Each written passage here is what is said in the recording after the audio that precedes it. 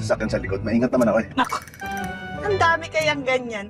Maluwag daw, lumiko, hindi nagsignal. Ayun, nasingitan ng motor, na-aksidente. Ang galing, no? Grabe. Ma'am, relax ka lang. Alam mo, 20 years na ako nagmamaneho. Alam ko naman ho ginagawa ko. Ako, ang dami kayang ganyan. Meron nga 50 years pa eh. Pero na-aksidente pa rin. No? Pa, parang ang dami mo naman yata ang alam eh. Kung gusto mo, ikaw na lang kaya magmaneho. Parang mas magaling ka pa yata magmaneho sa akin eh. Sige. Sige. Ganon? Oo.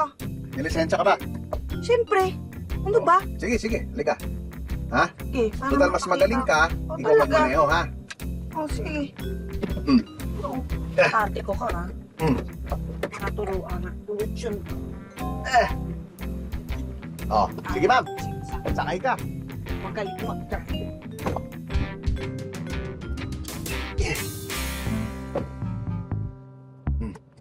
Tara.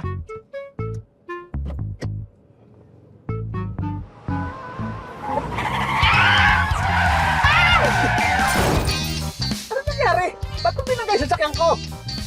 Eh, di naman ako marunong mag-drive eh. Akala ko may lisensya ka. Meron nga. Ano, porke may lisensya na, marunong na agad mag-drive? Ang dami kayang ganyan. May lisensya pero hindi marunong mag-drive.